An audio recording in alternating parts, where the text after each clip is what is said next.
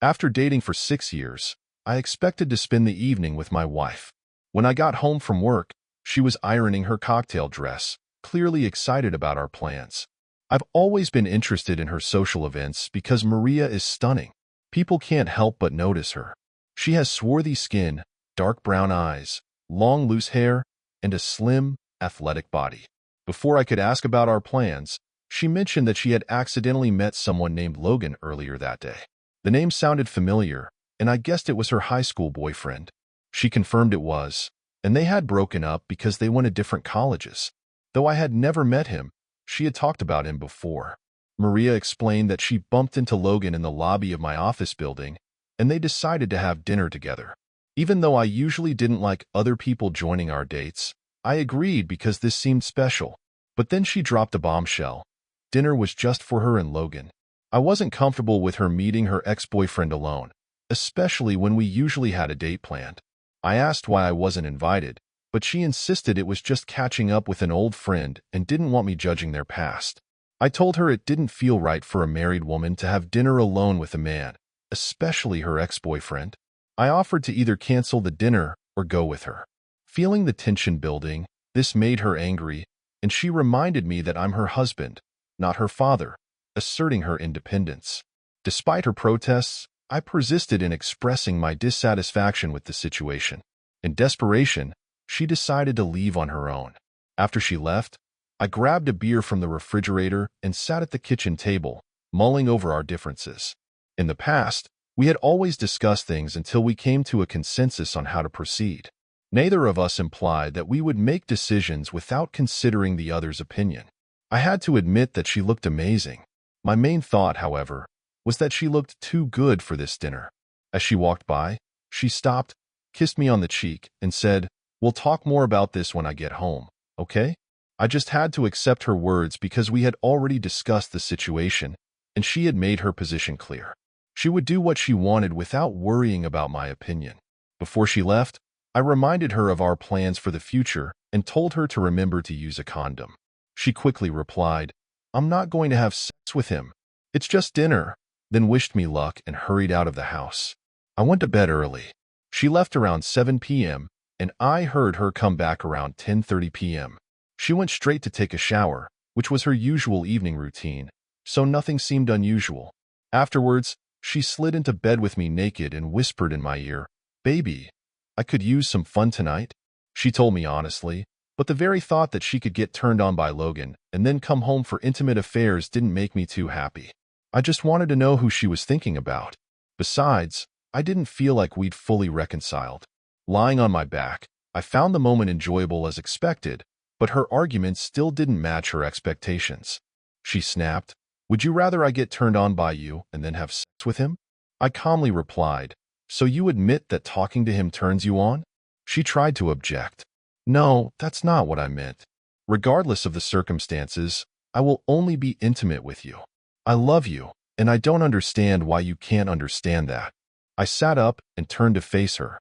"I can't understand why you can't understand why it bothers me. Whatever you were to him before, you are my wife now. My feelings should mean something, as they always have. But now that Logan is back in town, I'm suddenly an obstacle that needs to be dealt with, so you can do what you want." She lowered her head and said quietly, "You're right, babe. I'm sorry about that. I should have been more considerate of your feelings. I got caught up in the moment and forgot who is really important to me. Will you forgive me?" I was relieved that she finally understood me and pulled her to me. "Of course I forgive you, darling," I replied. She looked at me with her beautiful brown eyes and asked, "Can we make love now?" We were engrossed in that moment.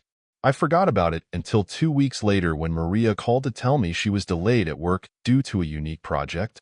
Wednesday was the day Logan was supposed to show up, according to his regular schedule. I made the decision to visit Maria's office on my way home from work. Since I don't believe in coincidences, to act as though I was bringing her dinner, I purchased a couple of sandwiches. I went to her office after checking in at the security counter. Maria worked as a secretary for a big insurance company, and this was the first time in 3 years that she had to stay late at work. Since it was after hours, the front door was locked. I tapped on the glass, and she saw me. She looked busy as she came to the door, but her face lit up with a beautiful smile when she saw me. She greeted me warmly and was surprised that I showed up unexpectedly. I suggested we grab a quick bite to eat, and we had dinner in 15 minutes, talking about our days. Afterward, I left her at work and drove home. I felt silly for doubting her faithfulness. Maybe it was just that one dinner, and they really did stop talking after that. 2 weeks later, the same thing happened again. She said she was working late on a new special project. Even though this could mean more responsibilities, I couldn't shake the feeling that something was off. To ease my doubts, I decided to call her office directly. I called at 5:45 and then again at 6:30. Both times, she answered, sounding normal, saying she loved and missed me. This pattern continued every other Thursday, and her consistent answers reassured me. Still, my paranoia made me keep calling her regularly. The turning point came at a company party hosted by the insurance company where Maria worked. For months later, I was talking to Sheila, the office manager, and jokingly mentioned special projects. It soon became clear that Sheila had not assigned any such projects to Maria in recent months. I apologized to Sheila and then realized the situation with the Thursday delays became clearer. Perhaps Logan had changed his itinerary due to suspicion or coincidence. The only thing missing was proof. The next second Thursday, I parked my car near Maria's office building and saw her get out holding Logan's hand. I followed as they drove away in a Ford Taurus, which was different from her regular car. The cars around them created great cover, and I could stalk them discreetly to gather the evidence I needed. I strategically parked so that I could remain undetected. From afar, I snapped a picture of them as they headed for the hotel room. Logan opened the door, and they embraced on the threshold in a long and passionate kiss. I felt a nasty kick in my stomach when I saw the ring she still wore on her finger. I wondered if she enjoyed wearing those rings at times like this. I called my lawyer, set up an appointment, and notified work of my brief absence. I waited about 2.5 hours until the door opened again. I continued taking pictures while Maria buttoned and adjusted her clothes. She looked disheveled, and her demeanor left no doubt. The evidence of her being with Logan at the hotel was obvious. Putting my phone away, I headed home, glad we didn't have kids or any major assets together. Splitting the cars and bank savings in half would make things easier. Her call followed as expected, with another explanation about a special project and a delay at work. I calmed her down by telling her everything was fine and I would see her around 7:30. I knew that would be the last meeting.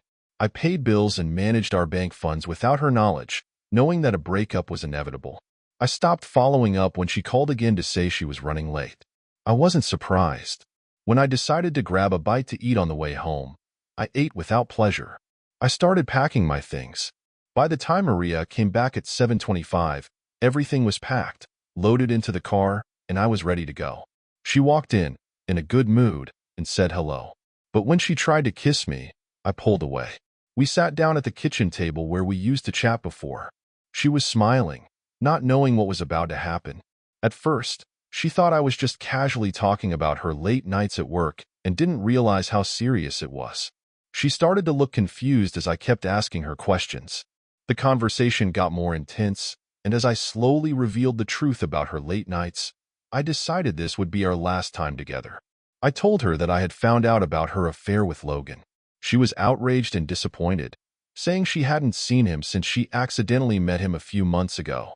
She assured me she wasn't lying, but the look on her face didn't match her words.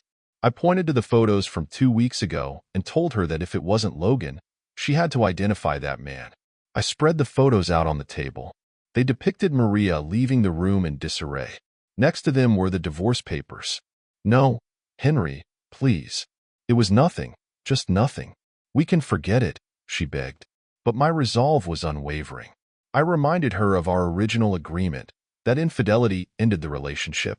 Despite her assurances and expressions of love, I couldn't ignore her repeated betrayals and lies. I thought we had a strong marriage, she lamented. Henry, please, I love you with all my heart. I can't explain it, but all those old school feelings came back when I saw him. I wanted to experience them again. When he came back 2 weeks later and asked me out to dinner, I said yes. We ended up at a hotel. I wish I could say I didn't want to, but I agreed willingly. Each time, It got easier but less and less pleasant. I thought about putting an end to it, but obviously it was too late. I'm sorry, Henry. Please. I'm so sorry. Despite her apologies and regrets, I left the apartment for the last time.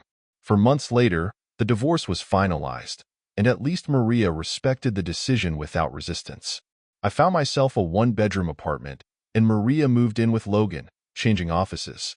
I immersed myself in my work and still missed her, realizing we wouldn't be together anymore. Almost a year after that last evening at the kitchen table, I received a text from Maria. She messaged me that she was back in town and wanted to meet up. We agreed to meet at a small bar near my apartment. When I walked in, I saw her sitting in a corner. She had lost some weight, but she still looked beautiful, though a bit different. I greeted her warmly, giving her a light hug and a kiss on the cheek. "What brings you to town, Maria?"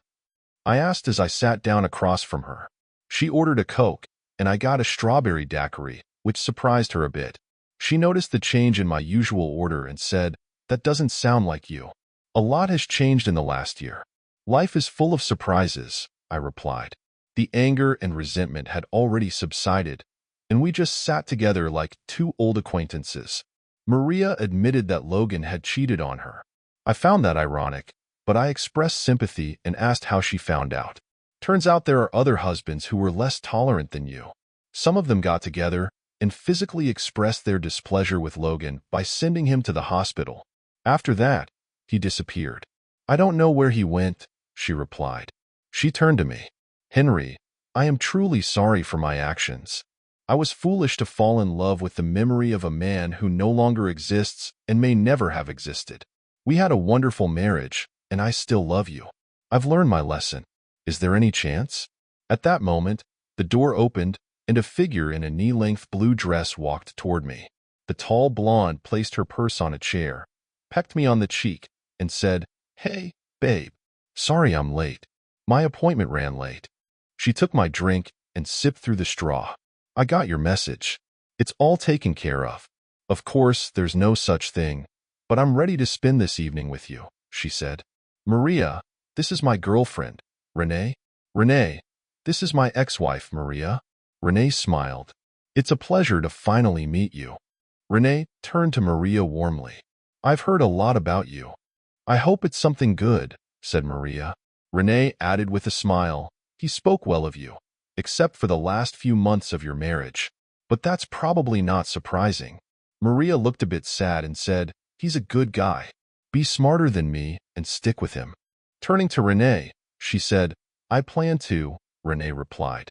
"We've already made plans."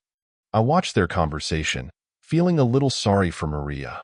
When she noticed the wedding ring on Renee's finger, she looked a bit confused but still smiled. "Congratulations. That's great. I'm happy for you," Maria said. Renee smiled back. "You were hoping to get him back, weren't you?" Maria sighed. "Yeah, I was hoping to, but I don't seem to have a chance. I think I should go now." "No need to be in such a hurry," Renee said, putting her hand on Maria's arm. "I really want to get to know you better." Maria was puzzled. "Why would you want to get to know your fiancé's ex-wife?" "Because you were an important part of his life and meant a lot to him. You helped him become the man I came to love. Why wouldn't I want to become friends with you and learn more about you?" "Of course, I won't let you two be alone together," Renee explained. "It's just common sense." Maria gave a sad smile. "How ironic. I once heard that you shouldn't spend time alone with your ex when you're in a relationship. I wish I had listened to that advice back then." Second story. I'm a 31-year-old guy, and I've been with my girlfriend, who's 27, for almost 2 years. We just moved in together in March. A couple of weeks ago, I woke up with no call or text from her, which was really weird and worrying because she usually works until 3 or 4 a.m. naturally. I called her and asked if she was okay and where she was. She told me she had gone to an after-hours event by herself. She was supposed to meet some girls she had met at the bar. She works as a cook at a bar, which is why she has long hours and meets people there. Apparently, the girls never showed up, and she ended up doing coke with a random guy there, but swore they didn't do anything. About a week ago, my mom had open-heart surgery. They took a lot longer than expected, and there were complications, so it was a really stressful day for me. All I wanted was to talk to my girlfriend about it. When she got home at midnight, she told me she had gotten off early around 10:30 and had to drop something off at our sister location. When she got there, she saw that a friend of hers, another girl, was bartending, and she decided to stay there until 12:30. It really upset me that instead of coming home to be there for me after my mom's surgery, she decided to stay at a bar for 2 hours. This past Sunday, something similar happened. She stayed at the place she works, drinking with two cooks who used to work there. One was a female she actually worked with, and the other was a male cook she never worked with. I was waiting for her to come home so we could cook dinner and spend time together, but she kept saying she'd be home soon. Soon turned into me getting impatient and going to bed. Last night, she came home from therapy and said, "Hey, remember Sunday when I was out drinking with the old cooks?" I said, "Yes, I do." She continued, "Well, before I left, the male cook and I were outside talking by my truck, and we were both messed up. He leaned in and kissed me, and I kissed him back." She then told me that it was totally out of character for her, and she blocked him on everything and messaged him, saying she's in a happy relationship and doesn't want to mess it up. I've been cheated on before, so my initial reaction is to just end things, figure out our living situation, and maybe live together cordially until our lease ends next March.